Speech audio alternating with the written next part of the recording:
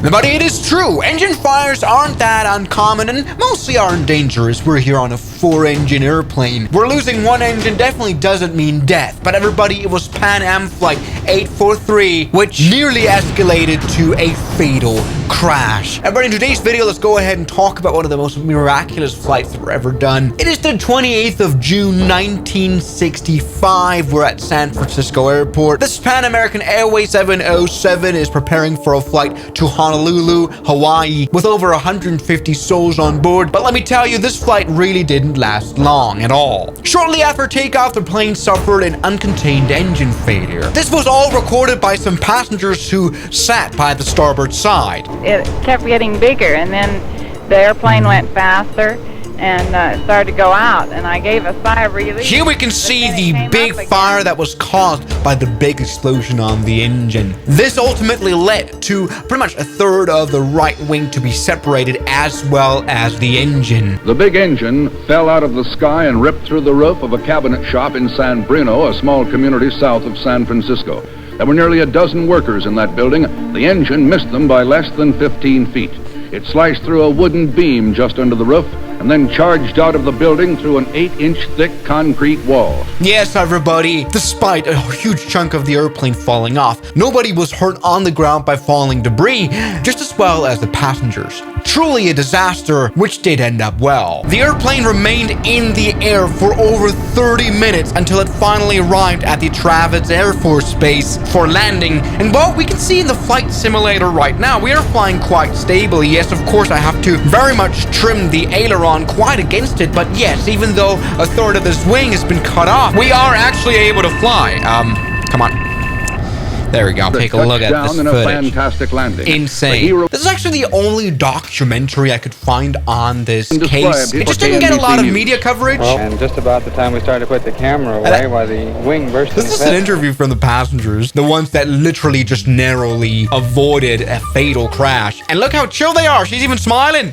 No fear at all. These people in the 60s were crazy. The video isn't too good in quality, but it's just crazy to see this fireball on a wing. All right, to be exactly honest, this is not the only, documentary I could find. There's also this interesting YouTube video which shows exactly the crash. Paper model. Yeah, I mean, that's the way to visualize as well.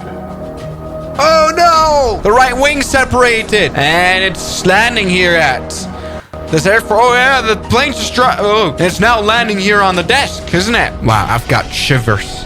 Oh, next to the tree pot. Oh yes, at the Travis Air Force Base. Yes, everybody, it's time to recreate this ourselves. Honestly, this strikes me. I mean, this would have been just insanely scary. I'm not even sure how the communications on this airplane worked. I mean, were the pilots aware that half of their wing was missing? I mean, this plane flies relatively stable, but I would be scared to death that, of course, this now very much structurally disabled wing could fall apart even further.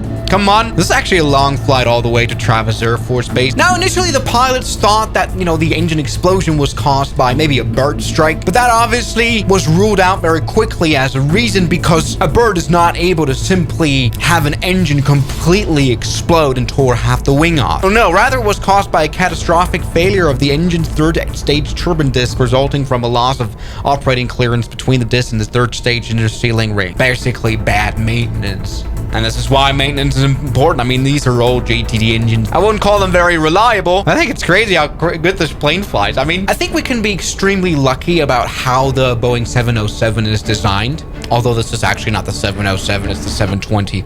I was waiting for some people to notice that in the comments. This is actually the only good plane from the 707 family we have for the flight simulator, but that doesn't matter. The good thing is, as you can see here, the aileron is attached just right behind the inner engines right here, and not on the outer engines here. Yes, there is a small aileron surface, but luckily we're still able to maintain control of the airplane, because especially on the right engine, the aileron is still attached. If it was just a little bit outer, which is the case on most airplanes, we would be genuinely screwed. Travis Air Force Base has extremely long runway, so this is perfect. We can maybe see if the airplane system work here.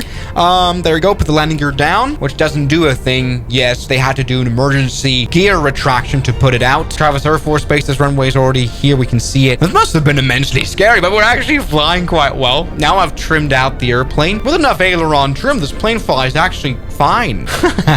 That's just insane. I think we can even do a powder landing. I think, well, I mean, the most dangerous part about this incident is, of course, not the wing missing itself, but it's the structural risks that we could lose the entire right wing. That wouldn't go very well. All right, we've got Travis Air Force Base right here on the left of us. Problem is the airplane doesn't turn to the left very well, so I'm using a little bit of rudder right here. That's actually quite helpful. Now, what they did, according to the witness, is speed up the airplane to, I guess, extinguish the fire. So we are at a good 200 knots. I guess at high altitudes, this will be great for extinguishing the fire. All right, with the rudder, we are able now to land. Hey, this is quite nice. I mean, something that we've completely forgot to talk about was the fact that we also have no fourth engine. But hey, here we go. Landing now just fine. Let's go ahead and do it. This is a very wide runway. This is a perfect pick for this. Yes, there we go. We have done it.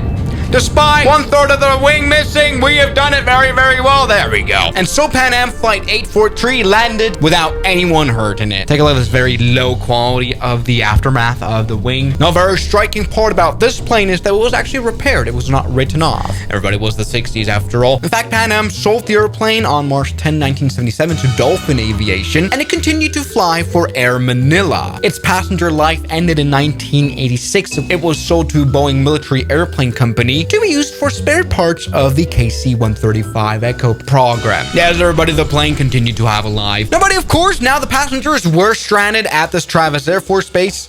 Not super decided. I mean, they wanted to go to Hawaii. I think this is the funniest part. Check out this here in the documentary. Pan American dispatched another 707 to the base to pick up the passengers, another plane to take them across the Pacific. But this jet also got into trouble. Its nose gear collapsed only seconds after it had stopped on the runway. That's just insane. Imagine the plane to pick you up crashes on the runway as well. I think that's funny. I think this is where, I mean, I'm just so baffled how people could just be so unbothered by just plane accident. Anyway, what strikes me the most is the insane amount of luck that the crew and the passengers had. I mean, if the wing had only separated a bit more. Here's, by the way, the controls for it. So wing 3 and 4. Only before we had the 4th wing separate, but not the 3rd. There we go, just a bit more. We've also lost the complete right engines. There you go. This is a bit of a worse quality because of the physics here. I want to just show you the physics.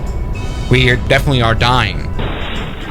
That's not good. Yes, again, I mean, this shows the incredible luck the crew had. I mean, once again, if the wing separated to the point even to the inner engine, then as you can see, we lost pretty much all of that aileron. Also, we now have full differential thrust, so we can't even take off. We're just gonna do circles, do donuts. We definitely cannot fly in this state. Perhaps if we turn the engines off so we don't have this incredible differential thrust problem, maybe like that. Nope, we can't save it. It's literally going to fall out of the sky. It's literally not going to happen. We're literally crashing. Whoops. So, buddy, Pan Am Flight 843, just a reminder that you should continue praying to your God. Everything, you guys so much for watching this video, and I'll see you guys tomorrow as always. Good night. And a special thanks goes out to my members, my supporters, Guns Killer, R27, James Deram, That Dude, Anime Gods of Gaming, Derek, Insider Plane, Nishijitsu Finder, Professional Jamal, Ryland Williams, and New the York. You've got beautiful names.